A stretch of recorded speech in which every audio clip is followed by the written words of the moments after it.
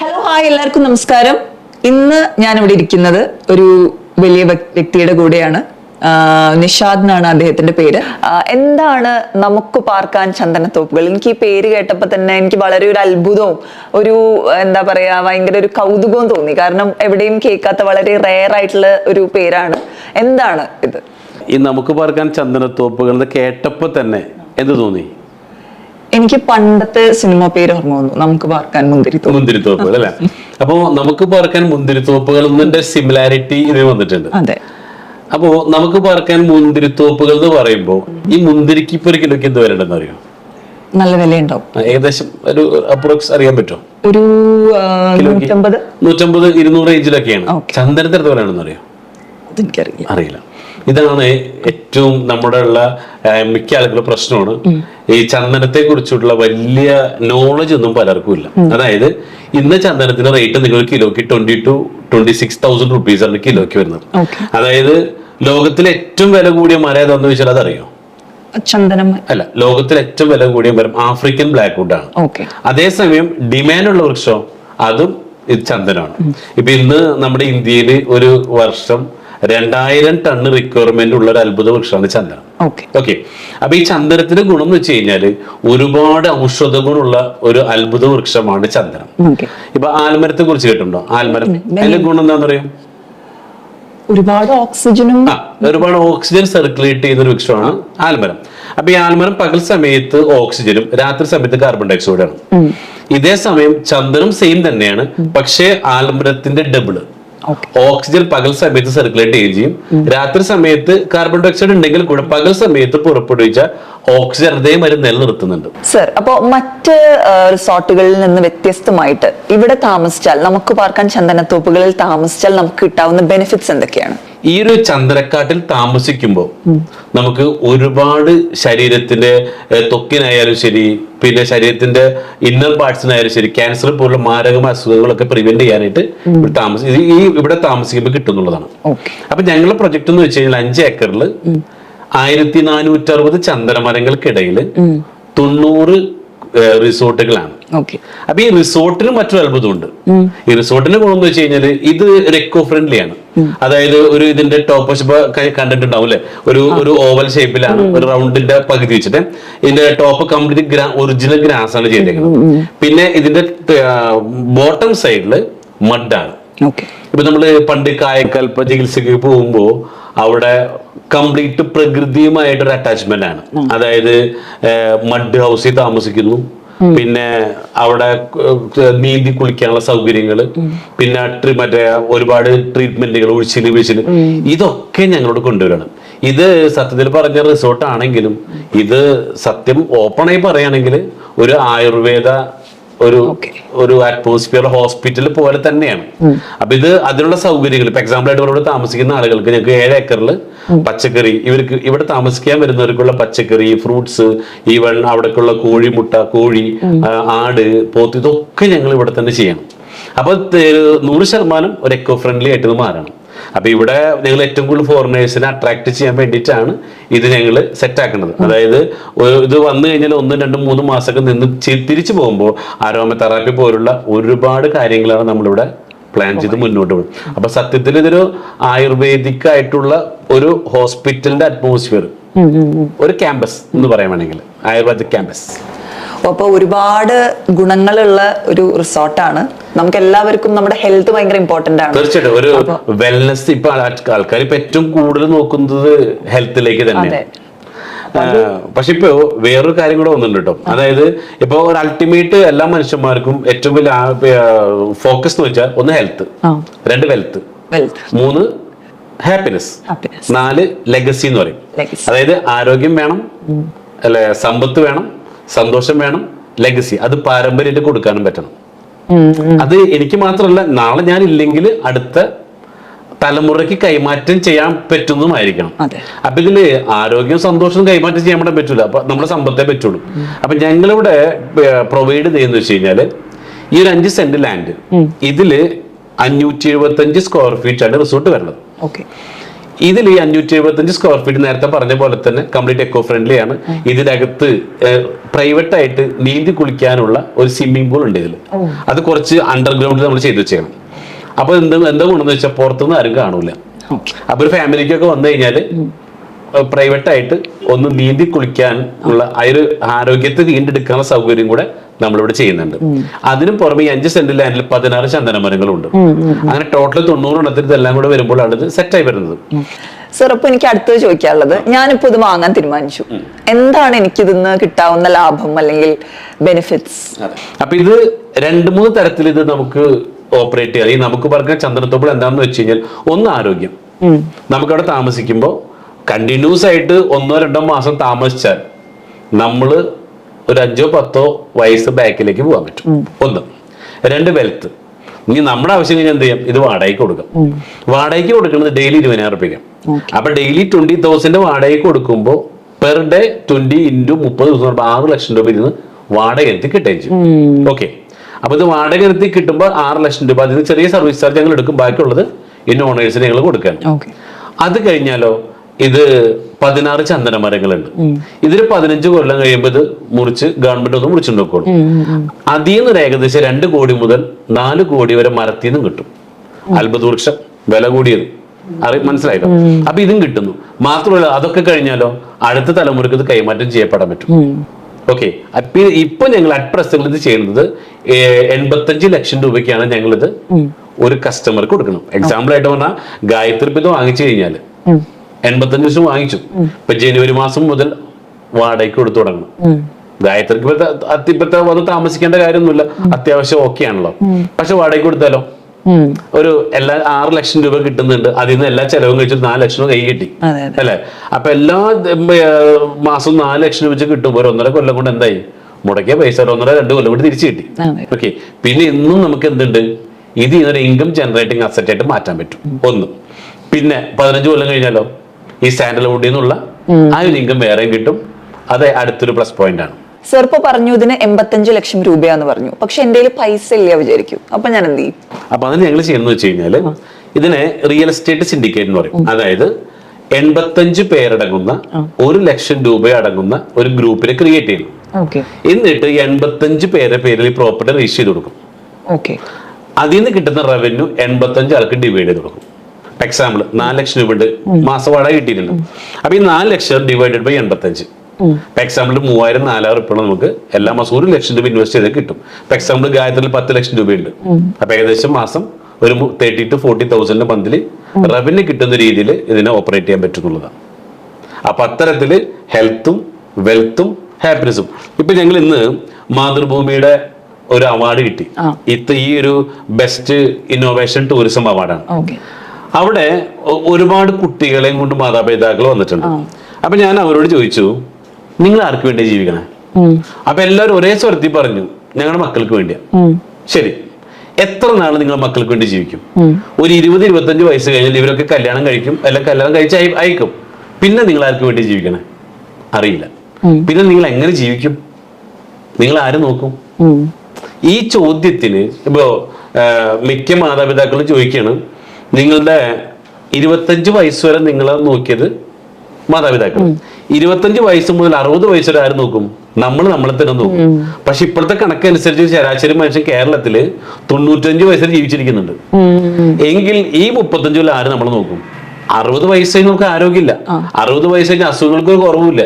അപ്പൊ ഈ 25 മുതൽ 60 വയസ്സ് വരെ ആരോഗ്യമുണ്ട്, നമുക്ക് നമുക്ക് ആരെങ്കിലും ജോലിക്ക് വിളിക്കും അല്ലെ. പക്ഷെ 60 വയസ്സ് കഴിഞ്ഞാലോ നമുക്ക് ആ ജോലിക്ക് പോകാനും പറ്റൂല, നമുക്ക് ആരോഗ്യമില്ല, കുറെ മെഡിസിനും വേണം. അപ്പൊ നമ്മൾ എങ്ങനെ ജീവിക്കും? അതായത് സ്കൂളിൽ നിന്ന് ഒരു പഴഞ്ചൊല്ലി പഠിപ്പിച്ചിട്ടുണ്ടാവും, ഓർമ്മയുണ്ട? സമ്പത്ത് കാലത്ത് തൈപ്പത്ത് വെച്ചാൽ ആപത്ത് കാലത്ത് കാപത്ത് തീറ്റാം. ആ ഒരു പഴഞ്ചൊല്ല് പഠിപ്പിച്ച് നമ്മൾ ടീച്ചർമാർ ഒരു കാര്യം പഠിപ്പിച്ചെന്നില്ല. ഈ തൈ ഏതാന്ന് പഠിപ്പിച്ചെന്നില്ല. നമ്മൾ വീട്ടിൽ കൊണ്ട് തെങ്ങ് നട്ടു, പ്ലാവ് നട്ടു, പക്ഷെ അതുകൊണ്ട് വല്ല കാര്യമുണ്ടോ? അപ്പൊ ഇവിടെ നമ്മൾ ഇത് രണ്ടും കൂടെ പ്രൊവൈഡ് ചെയ്യണം. അതായത് നമുക്ക് പ്രായമാകുമ്പോൾ ജീവിക്കാനായിട്ട് സാൻഡൽവുഡിൽ നിന്നുള്ള ഇൻകം കിട്ടും. ഇപ്പൊ ജീവിക്കാനായിട്ടോ ഇവിടെ ഈ കോട്ടേജിൽ നിന്നുള്ള റവന്യൂ കിട്ടി നമുക്ക് അതിൽ നിന്ന് നല്ലൊരു ലൈഫ് എൻജോയ് ചെയ്യാൻ പറ്റും. അതായത് ഇവിടുത്തെ ഫിനാൻഷ്യൽ അഡ്വൈസേഴ്സ് പറയുന്നത് ഒരു ശരാശരി മനുഷ്യന് ഇവിടെ ജീവിക്കണമെങ്കിൽ പ്രതിവർഷം 40 ലക്ഷം രൂപ ഏൺ ചെയ്യേണ്ടതുണ്ട്. 40 lakh rupees. ഓക്കെ, അതായത് പ്രതിമാസം എത്രയും 3,33,333 രൂപ. ഇവിടെ കഴിഞ്ഞ ദിവസം നമ്മളുടെ ബജറ്റ് പ്രഖ്യാപിച്ചപ്പോൾ GST അടക്കേണ്ട കണക്ക് വന്നു. ഗവൺമെന്റ് എംപ്ലോയീസ് ഇനി മുതൽ GST അടക്കണം. അതായത് 1 ലക്ഷം രൂപയ്ക്ക് മേലെ വരുമാനം വാങ്ങുന്നവർ അടയ്ക്കണം എന്ന് പറഞ്ഞപ്പോൾ കണക്കെടുത്തപ്പോൾ 5% പോലും ഇല്ല. അതായത് ഇവിടെയുള്ള പോലീസ് ഓഫീസേഴ്സ് ആയിക്കോട്ടെ, ഇവിടെയുള്ള മറ്റ് എംപ്ലോയീസ് ഒക്കെ ആയിക്കോട്ടെ, ഇവർക്കൊക്കെ എന്തുണ്ട്, 1 lakh ബിലോ ആണ് ഇവിടുത്തെ ഇൻകം. ആകെ റയർ ആയിട്ട് 1 lakh അബവ് പിടിക്കുന്ന 5% ഉള്ളൂ. അപ്പൊ ഇവരെ എങ്ങനെയാണ് ഒരു സ്വപ്നങ്ങളും അവരുടെ ആഗ്രഹങ്ങളൊക്കെ ഫുൾഫിൽ ചെയ്യാൻ? അതിന് 2 കാര്യമേ ഉള്ളൂ.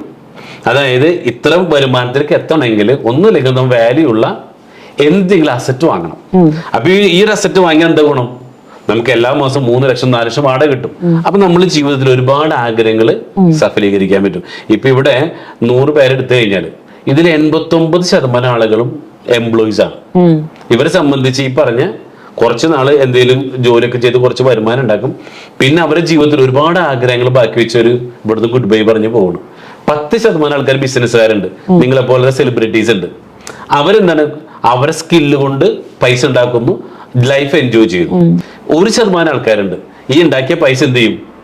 ഇപ്പൊ ഗായത്രിക്ക് എന്നും ഇതേപോലെ തിളങ്ങി നിൽക്കാൻ പറ്റണമെന്നില്ല. പക്ഷേ പൈസ ഉണ്ടാക്കിയിട്ട് എന്ത് ചെയ്യണം? അത് ചെലവാക്കരുത്. നേരെ എന്ത് ചെയ്യണം? ഇൻവെസ്റ്റ്മെന്റ് ചെയ്യണം. അപ്പൊ എന്ത് പറ്റും? നമുക്ക് നാളെ ഇവിടെ നിലനിൽപ്പില്ലെങ്കിലും ആ ഇൻവെസ്റ്റ്മെന്റ് റിട്ടേൺ കിട്ടണം. അത് സെക്യൂർ ആവണം, സേഫ് ആവണം. അപ്പൊ അതിനുള്ള ഏറ്റവും വലിയൊരു ഇന്നോവേറ്റീവ് ആയിട്ടുള്ള പ്രൊജക്റ്റ് ആണ് നമുക്ക് പാർക്കാൻ ചന്ദനത്തോപ്പുകൾ. ഗായത്രി ഒറ്റ കാര്യം ചെയ്യാം, ഇനി ഉണ്ടാക്കുന്ന പൈസ ചെലവാക്കാനുള്ളതല്ല. ഇനി എന്ത് ചെയ്യണം? ഇൻവെസ്റ്റ് ചെയ്യണം. എന്നിട്ട് എന്ത് ചെയ്യണം? ആ ഇൻവെസ്റ്റ്മെന്റിൽ നിന്ന് കിട്ടുന്ന പ്രോഫിറ്റ് വേണം ചെലവാക്കാൻ. അതിനാരോടും ചോദിക്കേണ്ട. ഇപ്പൊ നമ്മൾ ഉണ്ടാക്കുന്ന പൈസ ചെലവാക്കാനുള്ളതല്ല. ഉണ്ടാക്കുന്ന പൈസ എന്തിനാ? ഇൻവെസ്റ്റ് ചെയ്തിട്ട് അതിൽ നിന്ന് പ്രോഫിറ്റ് എടുത്ത് ചെലവാക്കാം. ഓക്കെ, നമുക്ക് ഇങ്ങനെ പറയണത് make money, save money, invest money, spend money, ഇങ്ങനെ 4 സെഷനാണ്. പക്ഷെ നമുക്ക് 2 കാര്യങ്ങൾ അറിയില്ല. മേക്ക് മണി അറിയാം, സ്പെൻഡ് മണി അറിയാം. അതിന് 2 സാധനമുണ്ട്. എന്തൊക്കെയാണ്? സേവ് മണി, ഇൻവെസ്റ്റ് മണി. അത് നമ്മൾ മിക്കവർക്കും അറിയില്ല. അപ്പൊ നമ്മൾ എന്ത് ചെയ്യണം? ഇനിയെങ്കിലും നമ്മൾ ഇതേമാതിരി നമ്മൾ 3 കാര്യങ്ങളാണ് സാധാരണ രീതിയിൽ മനുഷ്യന്മാർക്ക് അറിയാത്തത്. ഒന്ന്, how to make more money, എങ്ങനെ കൂടുതൽ പണം ഉണ്ടാക്കാം അറിയില്ല. കുറച്ച് പൈസ ഉണ്ടാക്കാൻ എല്ലാവർക്കും അറിയാം. രണ്ടാമത്താണ് ഹൗ ടു മാനേജ് മണി, അതായത് നമ്മൾ ഉണ്ടാക്കിയ പൈസയെ സ്വന്തമാക്കാൻ നമുക്ക് അറിയില്ല എന്ന് പറയും. എക്സാമ്പിൾ ആയിട്ട് പറഞ്ഞാല്, നമ്മൾ ഉണ്ടാക്കുന്ന പൈസ ഇൻവെസ്റ്റ് ചെയ്യാത്തോളത്തോളം കാലം ആ പണം നമ്മുടേതല്ല. ഗായത്രിയുടെ പേഴ്സിൽ, ബാഗിൽ ഇപ്പൊ ഒരു 50,000 രൂപ ഉണ്ടെന്ന് വിചാരിക്കും. ഈ 50,000 രൂപ ഗായത്രി വിചാരിക്കും നിങ്ങളുടേതാണെന്ന്. അല്ല, ഈ പൈസ വേറെ ആർക്കോ കൊടുക്കാനുള്ളതാ, ചെലവാക്കാനുള്ളതാ. അതേസമയം ആ പണം കൊണ്ട് നമ്മളിപ്പോ എക്സാമ്പിൾ ഒരു 3-4 അല്ലെ ഒരു ഗ്രാം സ്വർണം മേടിച്ചു. അപ്പൊ അത് ആരതായി? എന്റെ സ്വർണം എന്ന് പറയാം. അതേ സമയത്ത് കയ്യിൽ വെച്ചാലോ ചെലവാക്കാനുള്ളത് നമ്മുടേതല്ല. അപ്പൊ ഇങ്ങനെ പറയുന്നത്, നമ്മൾ ഉണ്ടാക്കുന്ന പൈസ ഇൻവെസ്റ്റ് ചെയ്യാത്തോടത്തോളം കാലം നമ്മുടേതല്ല. ആൾക്കാർക്ക് ഏറ്റവും വലിയ പ്രോബ്ലം ആണ്, ഞാൻ ഒരുപാട് പൈസ ഉണ്ടാക്കുന്നുണ്ട്, പക്ഷേ അത് വലത്തേക്ക് വേണ്ടി മേടിക്കുന്ന ഇടത്തേക്ക് വേണ്ടി ചെലവായി പോവാ, പൈസ നമ്മുടെ കൂടെ നിൽക്കുന്നില്ല. അതിനൊറ്റ കാര്യമുള്ളൂ, നമ്മൾ കൂടുതൽ പൈസ ഉണ്ടാക്കണം. കുറച്ച് പൈസ ഉണ്ടായി കഴിഞ്ഞാൽ അത് വന്ന പോലെ പോകും. പിന്നെ 3ാമത്തെ കാര്യമാണ് ഹൗ ടു മൾട്ടിപ്ലൈ മണി, അതായത് വന്ന പൈസ, ഉണ്ടാക്കിയ പൈസ ഇരട്ടിപ്പിക്കാൻ അറിയില്ല. നമുക്ക് പൈസ ഉണ്ടാക്കാൻ അറിയാം, പക്ഷെ എന്തറിയില്ല, അതിന് നമ്മൾ മാത്രം പണിയെടുത്താൽ പോരാ, നമ്മൾ ഉണ്ടാക്കുന്ന പണത്തെ കൊണ്ട് കൂടി പണിയെടുപ്പിക്കണം. അതിന് ബെറ്റർ ഓപ്ഷൻ ആണ് ഇൻവെസ്റ്റ്മെന്റ്. അപ്പൊ ഇന്ന് കേരളത്തിൽ ഇപ്പൊ എക്സാമ്പിൾ ആയിട്ട് പറഞ്ഞ 100 കോടി രൂപ മൊത്തം ഇവിടെ സർക്കാർ വിചാരിച്ചു 100 കോടി രൂപ ഗവൺമെന്റ് നമുക്ക് ചെലവാക്കാൻ തന്നേക്കണം. ഇതില് 89% വരുന്ന എംപ്ലോയീസിന്റെ കയ്യിലുള്ളത് 1 കോടി രൂപയാണ്. ഇതിൽ 10 കോടി രൂപ ബിസിനസ്സുകാരില്ല. ഇതില് 1% ആൾക്കാരെ ഇൻവെസ്റ്റർമാരുടെ കയ്യിൽ 89 കോടി ഉണ്ട്. പൈസ കൂടുതൽ എവിടെ കിടക്കണേ? ഇൻവെസ്റ്റേഴ്സിന്റെ കയ്യിൽ. അതായത് യൂസഫ് അലിക്കയെ പോലുള്ള കൊച്ചൗസഫ് ചീറ്റൽ, അവരെ അത്തരം ബിസിനസ്സുകാരുടെ കയ്യിലാണ് എവിടെ ഉള്ളത് പൈസ ഉള്ളത്? ഈ പറഞ്ഞ 100 കോടിയില് 89 കോടി അവിടെ, 10 കോടി ബിസിനസ്സുകാർ, 1 കോടി ആരെയല്ല? എംപ്ലോയീസിന്റെ കയ്യിൽ. ഈ എംപ്ലോയീസ് ജോലിക്ക് കുറച്ച് ശമ്പളം കിട്ടും. ഇത് വീണ്ടും എന്ത് ചെയ്യും? പല സാധനങ്ങളൊക്കെ ആയിട്ട് കച്ചവടം ബിസിനസ്സുകാരെ കൊടുക്കും. അവരത് അവർ ലോൺ എടുത്തിട്ടുണ്ടാവും, അത് ഇൻവെസ്റ്റേഴ്സിന്റെ കൊടുക്കും. ഇങ്ങനെ ചെയ്ത് സംഭവം പോയിക്കൊണ്ടിരിക്കും. അപ്പൊ അതിൽ വ്യത്യാസം വരണമെങ്കിൽ നമ്മൾ എന്ത് ചെയ്യണം? നമ്മൾ ഉണ്ടാക്കുന്ന പൈസ സേഫ് ആയിട്ടും സെക്യൂർ ആയിട്ട് ഇൻവെസ്റ്റ് ചെയ്യാൻ പഠിക്കണം. അതിന് ഇന്ന് ലോകത്തിൽ അല്ലെങ്കിൽ നമ്മുടെ കേരളത്തിൽ, ഇന്ത്യയിൽ സേഫ് ആയിട്ട് സെക്യൂർ ചെയ്യാൻ 2 ഇൻഡസ്ട്രി ഉള്ളൂ. ഏതാണെന്നറിയോ? 1 ഗോൾഡ്, 2 ലാൻഡ്. അതായത് സ്വർണത്തിലോ സ്ഥലത്തിലോ ഇൻവെസ്റ്റ് ചെയ്ത് എന്തുണ്ട്? അത് നമ്മുടെ കയ്യിൽ തന്നെ ഉണ്ട്. എക്സാമ്പിൾ ഗായത്രിയുടെ കയ്യിൽ ഒരു 10 ലക്ഷം രൂപയുണ്ട്, അത് പൈസ കൊണ്ടുപോയിട്ട് 10-12 പവൻ സ്വർണം മേടിച്ചു. സ്വർണം 6 മാസം മുമ്പുള്ള റേറ്റ് ഇപ്പോഴത്തെ റേറ്റ് നോക്കി 50,000 രൂപയിൽ ഒറ്റയടിക്കാണ് 90,000 രൂപ ഇപ്പൊ എത്തിച്ചേർന്നത്. ഇനിയും കൂടും, കാരണം സ്വർണത്തിന് സ്വർണ്ണം ഇല്ല ഇവിടെ, കുഴിച്ച് മൈൻഡ് ഇല്ല എന്നാ പറയണം. അപ്പൊ ഇനിയും സ്വർണത്തിന്റെ വില കൂടുന്ന പറയണം, കൂടിക്കൊണ്ടിരിക്കുള്ളൂ എന്നാ പറയണം. അപ്പൊ ഒന്ന് സ്വർണം, 2 ഭൂമിയാണ്. ഭൂമിയുടെ പ്ലസ് പോയിന്റ് എന്താണെന്നറിയോ? നമ്മുടെ കേരളം എന്ന് പറയുന്ന സംസ്ഥാനം ടോട്ടൽ 96 ലക്ഷം ഏക്കറാണ്. ഇനി കേരളത്തില് സെല്ലബിൾ പ്രോപ്പർട്ടി എന്ന് പറയും, വിൽക്കാനായിട്ട് ആകെ 11 ലക്ഷം ഏക്കർ ഭൂമിയുള്ളൂ. ഓക്കെ, 10 കൊല്ലം കഴിയുമ്പോൾ ജനസംഖ്യ ഇപ്പോഴും കൂടിക്കൊണ്ടിരിക്കുക. ഇപ്പൊ ചൈനയെ മറികടന്നുകൊണ്ട് ഇപ്പൊ പോപ്പുലേഷൻ നമ്പർ 1 ആരാന്ന് മനസ്സിലായോ? ആരാ? ഇന്ത്യയാണ് അല്ലെ? അപ്പോ പോപ്പുലേഷൻ കൂടിക്കൊണ്ടിരിക്കുക, പക്ഷെ സ്ഥലം കൂടുന്നുണ്ടാ? ഇല്ല. അപ്പൊ എന്ത് പറ്റും? ഈ 11 ലക്ഷം എന്നുള്ള ഏക്കർ എന്നുള്ളത് 5 കൊല്ലം കഴിയുമ്പോഴത്തേക്കും പതുക്കെ തീർന്നു വരും എന്ന് പറഞ്ഞു. അപ്പൊ ഇപ്പൊ സെന്റ് വാങ്ങുന്ന ആൾക്കാർ നേരെ സ്ക്വയർ ഫീറ്റിലേക്ക് മാറും. ഇപ്പൊ വാങ്ങിയിടുന്ന പ്രോപ്പർട്ടി ഒക്കെ നാളെ ഇരട്ടിയോ അതിന്റെ 100 ഇരട്ടിയോ 10 ഇരട്ടി വരക്ക് വിൽക്കാൻ പറ്റുന്ന പറഞ്ഞു. അപ്പൊ അത്രയ്ക്ക് ഗ്രോത്ത് ഉള്ള, പിന്നെ മാത്രമല്ല ഭൂമിയിലേക്ക് ഇൻവെസ്റ്റ് ചെയ്താൽ എന്ത് രേഖ പ്രൂഫ് എന്തുണ്ട്? ആധാരം നമ്മുടെ കൈ കിട്ടും. ഇറക്കിയ പൈസ സേഫായി. സ്വർണ്ണോ ഇറക്കിയ പൈസ സ്വർണം കൈ കിട്ടി. അപ്പൊ ഇത് രണ്ടും എന്തുണ്ട്? നമുക്ക് സേഫ് ആയിട്ട് സെക്യൂരിറ്റി ഇൻവെസ്റ്റ് ചെയ്യാൻ പറ്റും. മറ്റു മേഖലയൊക്കെ ആണെങ്കിലോ, ഇപ്പൊ എക്സാമ്പിൾ സ്വർണ്ണക്കടയിൽ ഇൻവെസ്റ്റ് ചെയ്തു പറയാലോ, ഒരുപാട് ജ്വല്ലറീസ് പൊട്ടിപ്പോകുന്നുണ്ട്. സ്വർണ്ണക്കടയിൽ ഇൻവെസ്റ്റ് ചെയ്യേണ്ടത് സ്വർണം വാങ്ങിച്ച് കയ്യിൽ വെക്കണം. സ്വർണ്ണക്കടയിൽ ഇൻവെസ്റ്റ് ചെയ്ത ആള് പൊട്ടിക്കഴിഞ്ഞാൽ എന്തായി? നമ്മുടെ പൈസ പോകും. അതേസമയം സ്വർണം മേടിച്ച് കയ്യിൽ വെച്ചാലോ, അതാണ് വേണ്ടത്. അപ്പൊ ഇന്ന് നമ്മുടെ ഈ പ്രൊജക്ടിന് ഏറ്റവും വലിയ ഗുണം എന്ന് വെച്ച് കഴിഞ്ഞാല് ഇതേപോലെ നമ്മുടെ മനുഷ്യന് ഹെൽത്തും വെൽത്തും ഹാപ്പിനെസ്സും അതോടൊപ്പം തന്നെ പാരമ്പര്യമായിട്ട് നമ്മുടെ മക്കൾക്ക് കൈമാറാൻ പറ്റുന്ന രീതിയിൽ ചെയ്തു ചെയ്യണം. ഇപ്പൊ മിന്നാ ദിവസം റിപ്പോർട്ടർ ചാനലിൽ ന്യൂസ് വന്നിട്ടുണ്ടായിരുന്നു. അതായത് ആരോഗ്യമുള്ള ആളുകള് ഇവിടെ ഒരുപാട് വർഷം ജീവിച്ചിരിക്കുന്നു, എസ്പെഷ്യലി കേരളത്തില്. ആരോഗ്യമില്ലാത്ത ജനങ്ങൾ പെട്ടെന്ന് മരിച്ചു പോകുന്നു. ഓക്കെ, എന്തായിരിക്കും അതിന്റെ കാരണം? ഗായത്രി തോന്നുന്നുണ്ട് അതിനെ കുറിച്ച്? പണ്ട് പറഞ്ഞിരുന്നത് ഹെൽത്ത് ഈസ് വെൽത്ത്, അതായത് ആരോഗ്യമാണ് സമ്പത്ത്. ഇപ്പൊ അത് മാറിയെന്നാ പറഞ്ഞ സമ്പത്താണ് ആരോഗ്യം. കാരണം ഇവിടെ നമ്മുടെ ഓരോ കാര്യങ്ങൾ, ഹൈജീനിക് കാര്യങ്ങളൊക്കെ വരുമ്പോ തന്നെ എല്ലാത്തിലും എന്തുണ്ട്? നമുക്ക് കൂടുതൽ ഇപ്പൊ എക്സാമ്പിൾ അസുഖം വന്നു, ഗവൺമെന്റ് ഹോസ്പിറ്റലിൽ പോണതും മൾട്ടി സ്പെഷ്യാലിറ്റി ഹോസ്പിറ്റലിൽ പോണതും വ്യത്യാസമുണ്ട്. ഇപ്പോ AI ടെക്നോളജി വന്നുകൊണ്ട് ഇപ്പൊ പുതിയ കണ്ടുപിടുത്തം നടത്തിക്കൊണ്ടിരിക്കുക. ഒരു മനുഷ്യന് 150 വയസ്സിൽ ജീവിച്ചിരിക്കാനുള്ള. ഓക്കെ, ഇതൊക്കെ സൂചിപ്പിക്കുന്നത് കയ്യിൽ പണം വേണമെങ്കിൽ മുന്നോട്ട് ജീവിക്കാനായിട്ട്. അപ്പൊ നമുക്കൊരു മാസം ഏറ്റവും ചുരുങ്ങിയത് 3,33,333 രൂപ ഉണ്ടാക്കിയേ തീരും. അതില്ലാത്തോടത്തോളം കാലം എന്തുണ്ട്? നമ്മളെ മക്കളെ പഠിപ്പിക്കും, അവരെ ജോലിക്ക് വിടേണ്ടി വരും. അത് കാരണം അവരെ ജോലിക്ക് വിടാനുള്ള സാഹചര്യം എന്താ? നമ്മുടെ കയ്യിൽ അവരെ പഠിപ്പിച്ചൊരു ഡോക്ടറോ അല്ലെങ്കിൽ നല്ലൊരു പ്രൊഫഷണാക്കി മാറ്റാൻ നമ്മുടെ കയ്യിൽ പൈസ വേണം. നമ്മളീ പറഞ്ഞ 50,000 1 ലക്ഷം കൊണ്ട് എന്താവാനാ? അപ്പൊ മക്കളെ വല്ല ചെറിയത് പഠിപ്പിച്ച് ചെറിയ ജോലിക്ക് വിടേണ്ടി വരും, അല്ലെങ്കിൽ വിദേശത്തേക്ക് വിടേണ്ടി വരും. അപ്പൊ നല്ല മക്കളെ കിട്ടണമെങ്കിലും നല്ല ഫ്യൂച്ചർ കിട്ടണമെങ്കിലും നമ്മൾ പ്രായമാകുമ്പോൾ നമ്മൾ നോക്കണമെങ്കിലും മക്കൾ നന്നാവണം അല്ലെ? കാരണം മക്കളുടെ കയ്യിൽ നല്ല ഇൻകം കിട്ടണം. ഇത് കുറച്ച് പണം കിട്ടുന്ന കാരണമാണ് മിക്കവാറും മക്കളെ പോലും നോക്കാത്തത് വിദേശത്ത് പോകുന്നത്. അപ്പൊ അതിന് നല്ല മക്കൾക്ക് എഡ്യൂക്കേഷൻ കൊടുക്കുന്ന നമ്മുടെ കയ്യിൽ നല്ലോണം ക്യാഷ് വേണം അല്ലെ? അപ്പൊ ഇപ്പൊ കുറച്ച് പൈസ ഉള്ളവർക്ക് എന്ത് ചെയ്യാം? ഇതിൽ ഇൻവെസ്റ്റ് ചെയ്തിട്ട് ഇതിന് ഹയർ റിട്ടേൺ ഉണ്ടാക്കാം. അതായത് സാർ ഇപ്പൊ എന്റെ 1 ലക്ഷം മുടക്കാനില്ല, പക്ഷെ എനിക്ക് ഇന്ന് അതിലൊരു ഭാഗമാവും വേണം. അപ്പൊ ഞാൻ ഇതിനെ റിയൽ എസ്റ്റേറ്റ് ഡീൽ മേക്കേഴ്സ് എന്ന് പറഞ്ഞെന്തോ സാറ് എവിടെയോ ഞാൻ കേട്ടു. അപ്പൊ അതെന്താണ്? അപ്പൊ ഇപ്പൊ കുറച്ച് പൈസ ഉള്ളവർക്ക് എന്ത് ചെയ്യാം? ഇതിൽ ഇൻവെസ്റ്റ് ചെയ്തിട്ട് ഇതിന് ഹയർ റിട്ടേൺ ഉണ്ടാക്കാം. അല്ലെങ്കിലോ ഞങ്ങളുടെ ഇവിടെ പ്രവർത്തിച്ചുകൊണ്ടും ഇതിലൂടെ ഒരു ഹൈ റിട്ടേൺ ഉണ്ടാക്കാൻ പറ്റും. ഓക്കെ, ഏകദേശം ധാരണ കിട്ടിയെന്ന് വിചാരിക്കുന്നു. എല്ലാത്തിനെ കുറിച്ചും ധാരണ കിട്ടി. എനിക്കൊന്നും ചോദിക്കാൻ ബാക്കിയില്ല. Thank you so much sir. അപ്പൊ എന്തായാലും നമുക്ക് പാർക്കാൻ ചന്ദനത്തോപ്പിന്റെ ഭാഗമായിക്കൊണ്ട് ഗായത്രി ഞങ്ങളെ കൂടെ ഉണ്ടാവുമെന്ന് ഞങ്ങൾ വിശ്വസിക്കുകയാണ്. Of course. ഓക്കെ, എല്ലാവിധ ആശംസകളും നേരുന്നു. All the best. Okay, thank you.